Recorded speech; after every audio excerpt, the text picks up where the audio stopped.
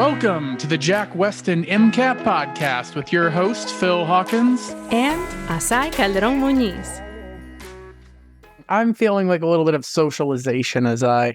That's what we're going to be talking about today. Socialization and norms. And socialization probably does not mean what you think it means, especially because I did not help. I used it in a non-psych phrasing there. So socialization is not hanging out with people. I mean, that is socialization, but that's not the MCAT definition of socialization. The MCAT definition of socialization is learning how to act in society by being taught by society in some way, being taught how to interact with the world around us. It's a really weird definition because that means like a 3-year-old sitting and watching TV is being socialized. They're being taught by what's going on the TV and like how to act and how to interact with people around them. And so that technically is socialization. So sitting in front of your TV watching Friends or whatever is socialization according to the MCAT. You just dated us. Yeah, I did. Well, Friends is evergreen. I'm sticking with that. Maybe not. What do people watch these days?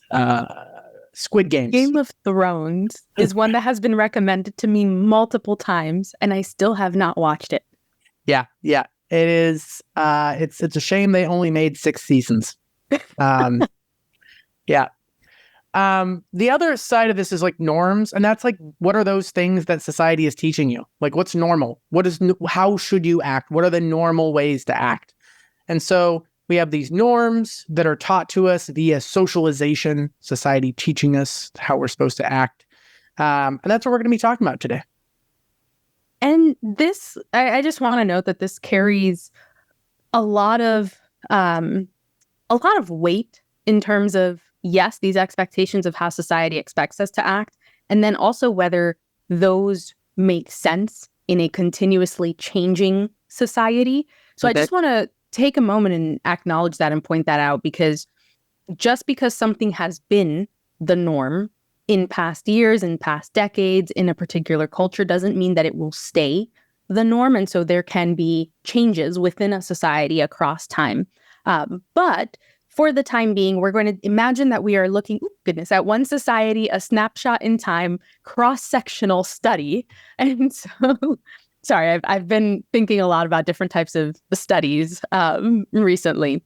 But imagining that we're just looking at a society at one point in time, there are some behaviors that can be associated with what we'll call stigma.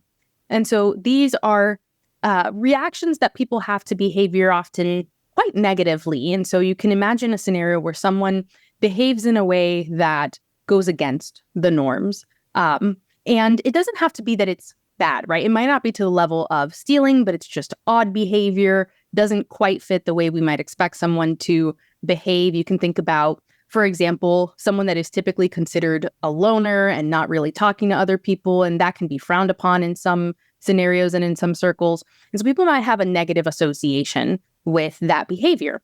There are times where the negative associations with that behavior will actually lead to formal action.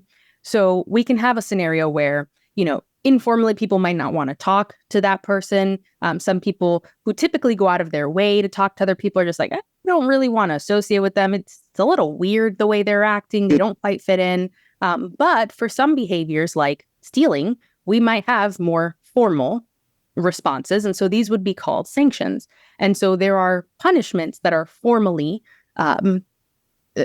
enacted in response to a certain behavior. So we can have informal responses to the behavior. We can have formal sanctions like, being put in jail and being fined and having your license revoked if you are driving unsafely. I am always thinking of cars because of cars on the MCAT. Yeah.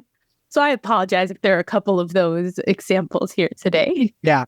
I mean, sanctions are also something that we do, like nations do, right? Mm-hmm. Like if like some country in the Pacific is like developing nuclear weapons, we may decide, oh, we're going to sanction this country, right? Like we're going to like make it so that trade deals with them are very unfavorable and they don't have access to certain things. So it's punishing. Sanctions are essentially just punishments. I think the MCAT has used informal sanctions as a term. So there are like formal sanctions, which are what we normally think of with sanctions, like, fines or jail time or things like that. Informal sanctions could be things like something as minor as just frowning, right? Somebody does something and everyone like frowns and glares at them and like they quit doing it. And like that frowning was kind of like the punishment, right? That they got from that, a harsh look from somebody would be kind of an informal sanction. And that like stigma is just kind of this like general negative feel from society. So things with stigma often have informal sanctions. And this is where I have a lot of thoughts going through my mind right now. We haven't talked about these in a really long time, but the different personality disorders, the psychiatric disorders that you can be tested on the exam are often associated with stigma. They're often associated with negative perceptions. And part of this is due to how the media presents them. Part of it is due to not actually knowing how different disorders present or what they actually are. And so there can be negative associations that people have towards that behavior that's associated with that disorder or the disorder itself.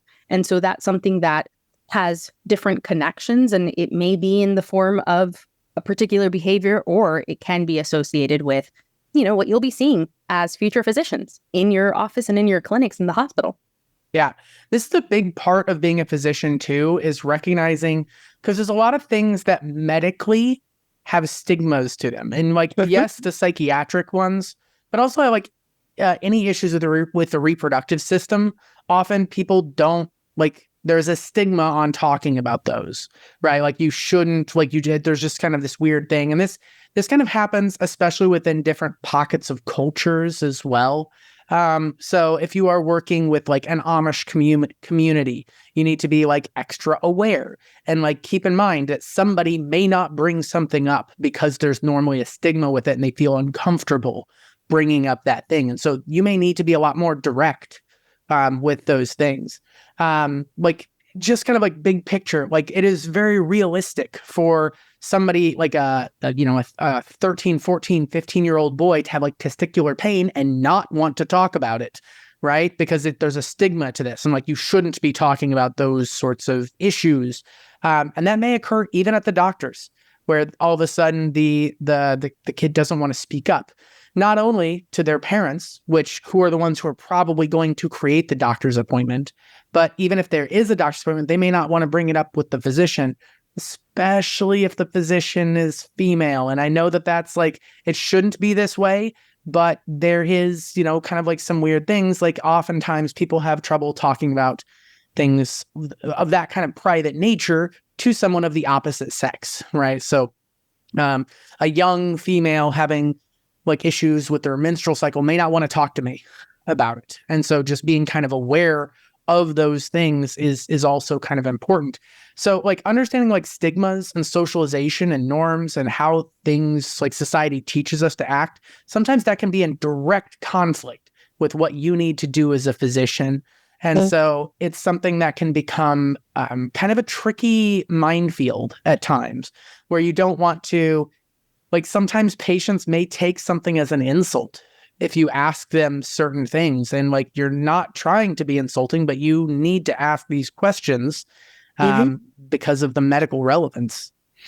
And when you get to med school and you start training in the interview and how to go about asking patients questions that are relevant, that are more sensitive in our society, you'll get that practice. And so don't freak out if you're thinking, oh my goodness, I don't know how to ask a 14-year-old child about their menstrual cycle or their testicular pain.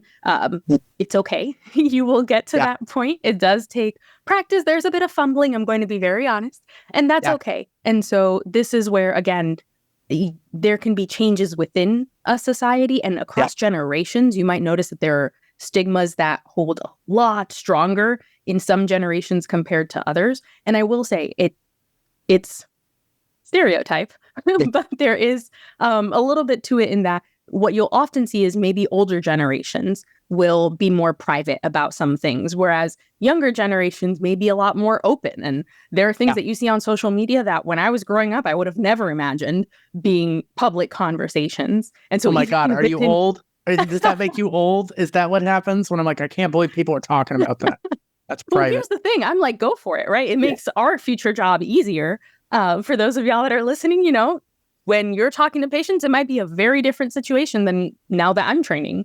And so, and when you were training, Phil, there was probably a different degree of openness with conversation. Yeah. But I just want to point that out because it's something that we need to be aware of when we're talking with other people. And this goes in general, but also in your future careers, regardless of the specialty you go into, unless you're doing pathology. Maybe not as applicable in that case. Yeah. Now, there's kind of different levels to these norms, and the MCAT will expect you to have some like familiarity with these. In reality, some of them can be a little bit hard to tell apart from each other. And so the MCAT would have to be fairly explicit with these. And so we want to like dive into, there's 3 main levels of these norms kind of going through. The first one is a folkway, which is a pretty minor norm. It's something like, this is like, if somebody broke this rule, right, you wouldn't look at them like, oh, they're a terrible person. Like, it's just be like, well, that's weird. But fine, whatever.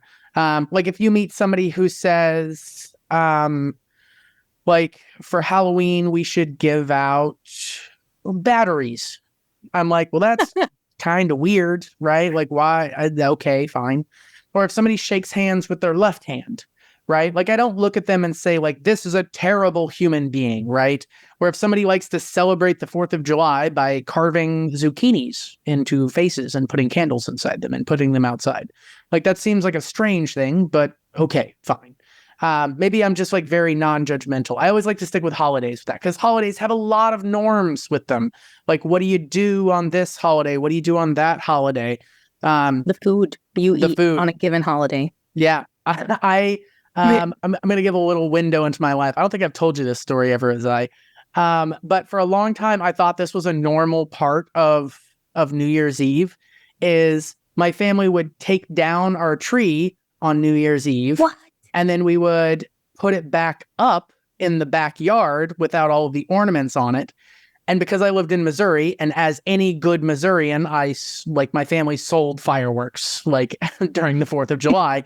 So our garage was full of fireworks all the time. And so we would redecorate our tree with garlands of firecrackers and like Roman candles sticking out of it. And then we would light the tree on fire. And that was our New Year's Eve, like spectacular. And like you would have to like light the tree with the Roman candles. So you would get really far away and then shoot Roman candles at the tree to light it on fire. And I honestly thought this was a super normal thing for all of my life until I got to college and everyone explained like, that is not a thing. Because I was I got a Christmas tree when I was in college and I'm like, let's decorate it and like light it on fire. And everyone's like, no, what is wrong with you? Like, you don't do that in the city. That's one of your hillbilly things, Phil. Wait, so did anyone ever get injured? Because that seems like an injury waiting to happen. To light the Christmas tree on fire using a Roman candle. Yeah. And there are fireworks going around the tree. Yeah. It was, I'll admit, that's a part of the fun is that we put bottle rockets in there that would shoot out of the tree as it was burning. And so there'd be like flaming things kind of coming at us from the tree. But that was part of the fun celebration part. That might just be like, 3 teenage boys, kind of like scenario. Single parent mom was working probably. I think it was her idea though, the first couple of years. And then after that, we just kept amping it up and making the tree into a bigger spectacle. We'll see. There's something really fun about burning the Christmas tree. This probably also sounds weird. Did it for the first time with my family well, I guess I can't say last year anymore because it's 2024. Yeah. Back in 2022, we took pieces of the tree, we broke it apart, put it in a fire pit, and then burned. And it was, I don't know, I think this is going to sound really weird. I've always liked fire. I think it's cool. Okay, glad I'm not the only one. I'm a fire guy. But yeah, so just kind of like thinking about like holiday traditions, right? I would have been the one breaking the folkways. Like that is not a normal way to celebrate the like New Year's. Yeah. And there's one that I always think about on the bus, right? If there are open seats and then someone sits right next to you, it is an informal, it's an informal norm. It's not written Yeah. down, but you're just kind of looking at them and you're like, oh, why are you It's sitting kinda here? weird. Right? It's Yeah. weird, but it's not bad. But there are some other behaviors that are still not written down as this cannot be done, but that carry more formal, and I want to be careful about the word formal, but stronger kind of punishments and reactions. Like, I Yeah. feel like lying is a really good one. And so this would be amore goes a step further from the folk ways, but it's going to have stronger responses and stronger punishments. We've talked about how sanctions are essentially punishments, and there can be informal and formal sanctions. But the key is that these go a step further. Lying is like a soft more. There are some stronger ones. Yeah. Some stronger behaviors that kind of cross another line that can be hard to tell. And I will that's say, the topic yeah. you're gonna talk about. And No, like I feel like I also want to clarify, like amore is Mores. It looks like Moors. Yes. So Yeah. when you're like picking answers on test day, you're like, what's a Moors? Like amore is like a leveled up version of a folkway, where it's a little bit more. I always like there's a moral component to it, Yeah. right? Like if somebody gets in the elevator and they face the wrong direction, I don't say that's a terrible human being. If somebody cheats on their wife or their spouse, I'm like, oh, that's a terrible, like I kind of judge you. Like there's a moral component to that. Or lying or cheating or stealing. Yeah. What's interesting is these mores, like what's a folkway, what's a more, and what's a taboo, which is the last one. The differences between them, you can't just go based on legal things, right? Because like what's legal and what's illegal, like the more severe ones are the legal ones. But like cheating is not like illegal, like to cheat on your spouse, right? Or infidelity, right? That's not a legal issue, but there is a moral component to that. So like don't cheat on your spouse is like, there's a moray to that. Don't speed. That's kind of a folkway sort of thing. Like some people like speed. Like speeding might actually be the folkway. Like most people, it seems like speed. Yeah. But that technically is against the law. Now, so's murder, and that's got a moral component to it. So don't fall into the like, is it legal or illegal trap with folkways versus mores? Because there's just like, is there a moral component to that? Murder, yes, right? Like abuse, yes. Stealing, yeah, I would say there's a moral component to that. Speeding, jaywalking, nah, there's not a moral component to that. So that's definitely not a more. And I think what can be helpful in thinking about this is also the degree of response that people have. Because when we're talking about that folkway, right, looking in the wrong direction when you're I say wrong. There we go. Yeah. Looking away from the door when you are on an elevator or sitting next to someone, the response is not going to be very strong. It's probably like an annoyance. If that, I'm not going to be annoyed if someone's, looking in a different direction on the elevator. Going to be annoyed if they sit I would be down next to me. And that's like on the edge of the moray. Like they might be a bad person if they do that. But that's There was a time where someone did this, and he was like, the bus was filled, the bus was empty, and I'm like, is this a Bostonian thing that somehow I haven't experienced? I looked it up, and apparently in some cultures it would be considered rude if they didn't sit next to you. And I was like, okay, maybe that's what was going on. But then, right, lying, cheating, the responses to these are going to be stronger, whether or not, they're not written down and they're not legal, although cheating in school will get you into a lot of trouble. Yes. Exactly. Plagiarism. Be careful. ChatGPT, you've got to cite. Make sure to cite. Yeah. But the response, the degree of response, and the degree of how wrong it's considered in society can help you in differentiating between a folkway, a more, and thank you for bringing up that it's spelled MORES, and then a taboo. Yeah. The like kind of like walking that line. Like we said, there's some things that like sitting next to somebody on the bus, and if all the other seats are empty, I would kind of be like, that's a weird, like I would almost have like a moral judgment thing to that, which means the MCAT won't ask you about that sort of thing. Like they're going to be really clear, or they will specify that there was a moral reaction to this. Taboos, on the other hand, these are things that are so I want to be clear. Folkways and mores are norms that you follow these rules, and you can break a folkway and you can break a more. Taboos are things that, like, that's the things you don't do, right? And so if you do something that is taboo, that means you are not following the norms. If you do something that's a more or a folkway, that means you are following the norms. You are falling in line with what's normal.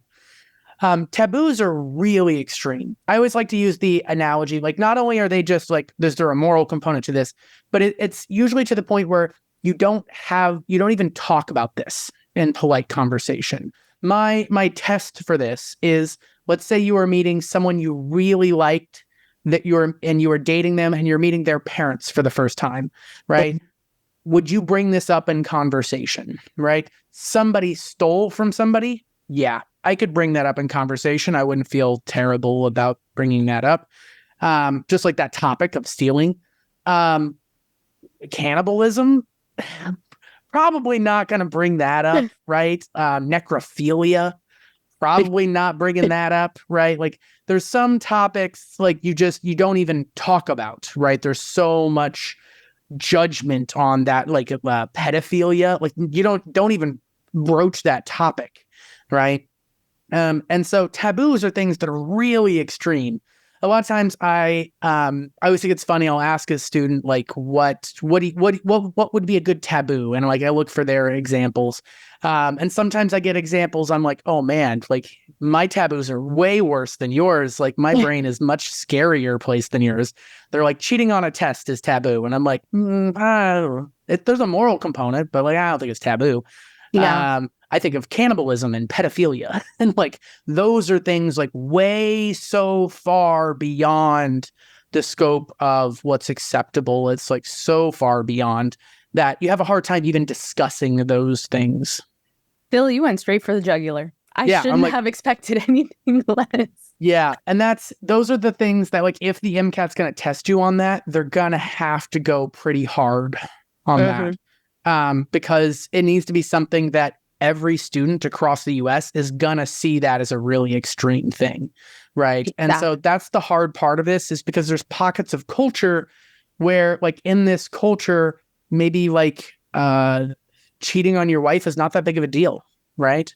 Or maybe in this culture, cheating on your wife is so severe that you don't even talk about doing something like that.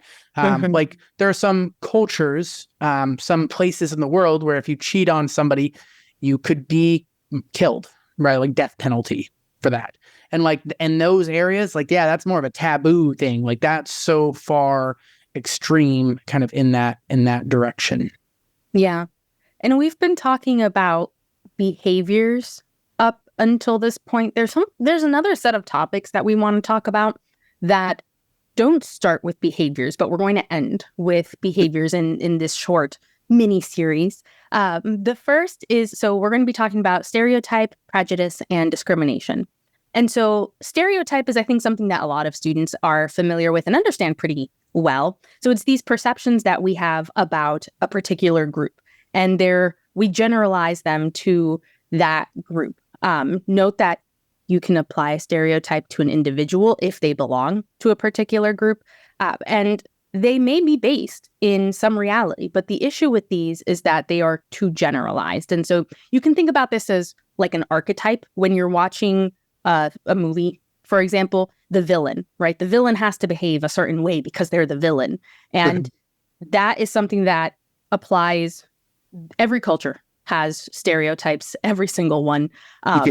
One of the ones that is unfortunately still pervasive and drives me up a wall is that women, especially women of color, are emotional. And so if a woman is upset, she's emotional, and there is no, there may not be an actual reason that she may be upset, simply emotional. And so that's a stereotype that a lot of people carry, even if it's unspoken. And so that's something to keep in mind. So there may be stereotypes that exist that you don't really believe, but there are some stereotypes that, even if we don't talk about it, we might hold true. So there might be people who hopefully not anyone who's listening, that believe that, right? And so they're going to have prejudice against that group when it comes to that behavior, that expectation, that belief. And so if it's still in the mind, it's considered prejudice. But at that point, the person has adopted those beliefs. Now, if those beliefs turn into actions, then it becomes discrimination. So now it's not just, oh, you're being emotional. It's, I'm going to actively ignore you when you are upset, right, about something, or you disagree about something. So we go from stereotype, which is this belief held in a society, whether or not it is accurate, whether or not it is based on some grain of truth. Then if a person adopts it and they don't have to actively adopt it, it may be at a subconscious level, then it becomes prejudice, and then we can have discrimination. I want to point out that this doesn't just apply to individuals. It can happen at broader levels. And so discrimination is something that we often hear spoken about on a one-on-one basis, but it can happen at the level of institutions, right? If the way that the institution was created, the laws that govern that institution are based off of or incorporate stereotypes, whether the folks that built that institution had some prejudice that then went into the policies. And so this is something that, as a future physician, you should be aware of. So, for example, if an employer, right, sees, they're working with migrants and immigrants or seasonal workers, and they hold this stereotype and prejudice that they're going to be lazy and they're just going to try and get out of work. They may discriminate against their workers who try to take sick time. And so you might have a patient who is quite sick and says, I can't take time off, doc. And this is where you can be an advocate for them and ask, what's going on, right? And maybe it'll be hard, right, to change some people's minds at times. We do our best. But you can work with your patients and advocate for your patients when you recognize that something like this can be at play. Yeah. This, like, separating these, I feel like every single person listening is probably like, I know what a stereotype is. I know what prejudice is. I know what a discrimination is. I know what those things are. But the MCAT can be really tricky about these. I think that discrimination is the easiest to differentiate because it's a behavior, right? Did you change the way that you act? If that's so, that's discrimination. But stereotype and prejudice can be a little bit trickier. So stereotype is an idea and prejudice is a feeling, like a judging sort of thing. Like if I say, I think people from Iowa have better reaction speed, right? Like, is that prejudice or is that stereotype, right? Like, well, that's a stereotype, right? If I say, I think people from Iowa are really good at math, right? That's a stereotype. Now, if I say, I want my accountant to be from Iowa, that's prejudice, right? Because that's like a feeling of like, I like or I don't like, right? If you don't have that like pro or con, the feeling, if you're not prejudging it, a judgment of like, that's what prejudice is like, I like this, I don't like this, something there, then it's not prejudice. But if it's just an idea, right? Now, if I say, I'm only going to interview accountants from Iowa, that's discrimination, right? And you can see that these are very often tied to each other, where a stereotype will lead to prejudice, which will lead to discrimination. You do see this a lot in medicine. Like, we need to be really aware of this. Like, when we are practicing medicine, are we treating patients differently? And now that's kind of hard because like sometimes patients have different problems, and you shouldn't give them all like insulin is not the solution to every problem, right? And so you do need to treat patients differently, but do you take their like when the 45-year-old soccer mom comes in and says, my knee hurts, how do you treat that differently than if a 25-year-old biker dude, like covered in tattoos, comes in and says, my knee hurts? Like, are you treating them differently in that case? And like, there might be something kind of going on in your head with these things. Like, I think this person like just is bored, or I think this person like, oh, they probably put up with a lot of pain, and so this must be really bad if they go into this. And so there is something like, we do need to be aware of socialization and norms in different cultures. And that's why this can get really messy really quickly. Because I do think that, like we mentioned earlier, some subgroups and some cultures have a harder time talking about things Like I often would, like I would imagine that like a biker guy who is covered in tattoos and have lots of road rash, like from me falling off his bike and he doesn't wear his helmet. Like he comes in and says his knee hurts. A part of me is like, it probably really hurts, right? Because he's probably not going to come into the hospital that often. But like, should I be treating them differently and like blowing off the soccer mom because I'm like, oh, like, they're just bored, right? Like you shouldn't, like that is not okay. And so taking like this ability to kind of like adjust, but also keep in mind like cultural, like subcultural pressures, is something that is really, can get really messy. And I will tell you that there are doctors who have made decisions and actions right now that I think are wrong, right? Like that I would look at and like, nope, that is not okay. On the other hand, there are occasional things where I'm like, well, I mean, like growing up in the farming community where I did, like you did not complain about physical anything. My grandpa fell and broke his back, and like he actually like had a broken vertebra.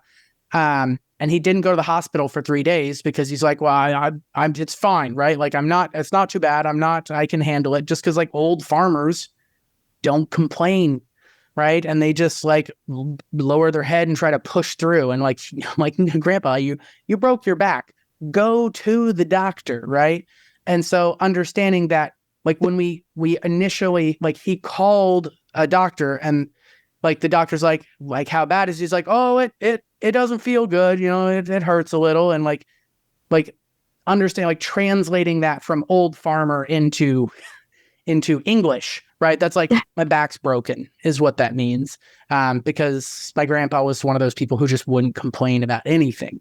And so it's tricky going through that and just kind of understanding if one patient says like, it's a little sore, like you might need to push a little bit farther because of being aware of those like socializations and like being aware of the norms and of the pockets of culture and groups that you're dealing with.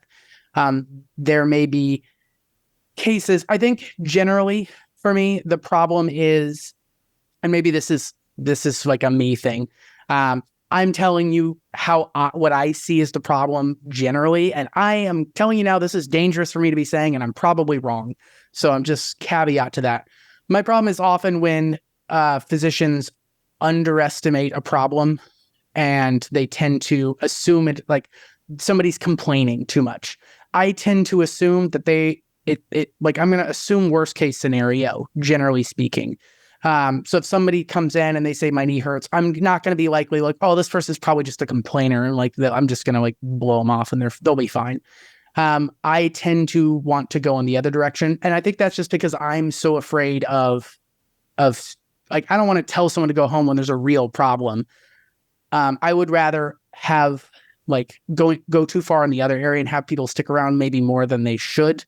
I understand that's also balancing resources within healthcare systems and things like that.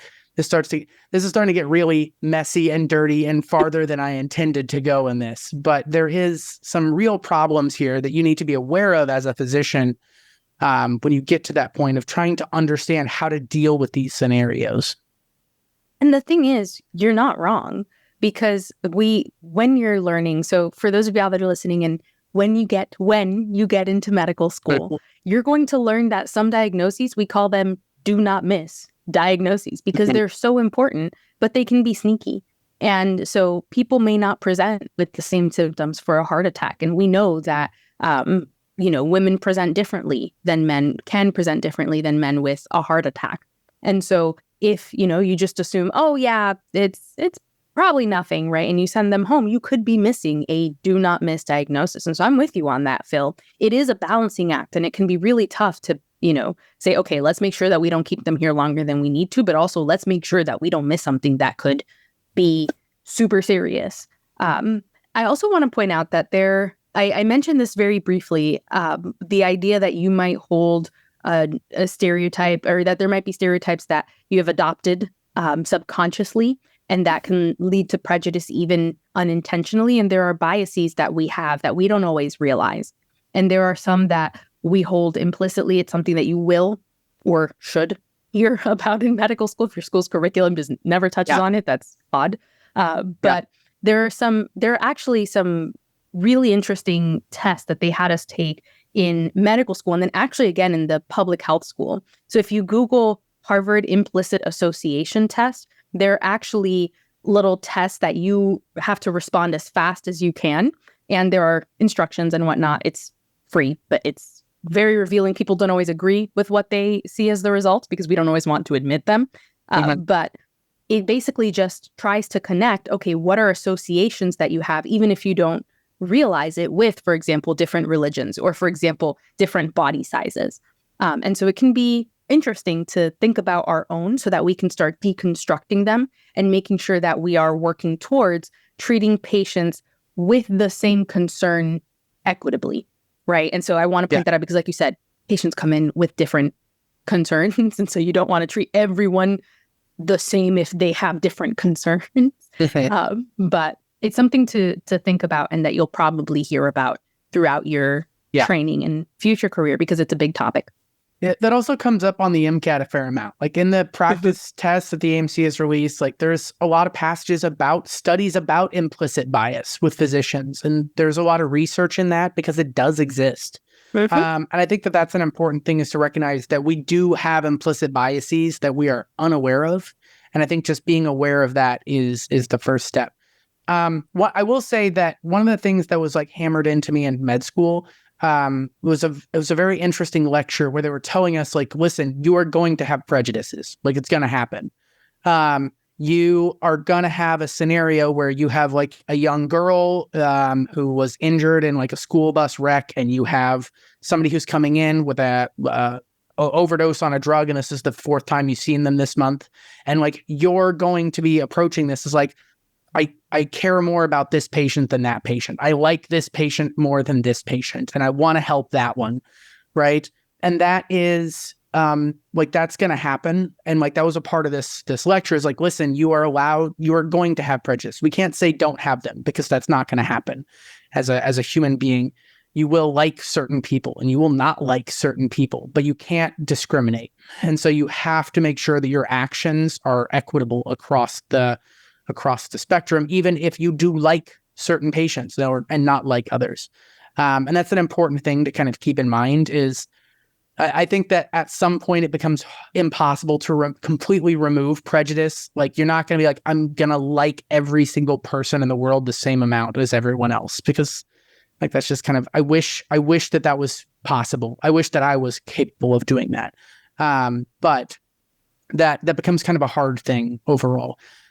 So like I said, prejudice, discrimination, stereotype, I feel like everyone has a good understanding of it, but the MCAT can get really tricky with this. And so you want to be really kind of careful with those topics, especially kind of relating them to like norms and sanctions. And as you mentioned, Azaii, like certain stereotypes about like women of color, like, you know, Latina, like a fiery temper or something like that, like that may change the way that you act because you're like dealing with certain stigmas in that. And so all of a sudden your actions may change, and kind of like adjustments and things like that, whether they should or shouldn't, like that will happen overall. And so just being aware of this is a big part of, honestly, it's a big part of medicine, but it's also a big part of things people should just be thinking about these things in general. Yeah, the example that they used in a similar lecture for us was, if the president of a very well-known president of a differing political party from yours walked into your office, how would you treat them? Yeah. Because politics is something that is very charged for a lot of people. And, you know, if a dictator were to walk into your office, how would you medically treat them? Yeah. And so a drug dealer who was in a gunfight. Yeah. So yeah, hopefully this was helpful. As a reminder, send us your questions for our next Ask Us Anything. And very quickly, you can do that by emailing us at podcast@jackwestin.com, leaving us comments on any YouTube video, any of the recent YouTube videos, or sending a question in the Q&A on Spotify. And we look forward to seeing your questions.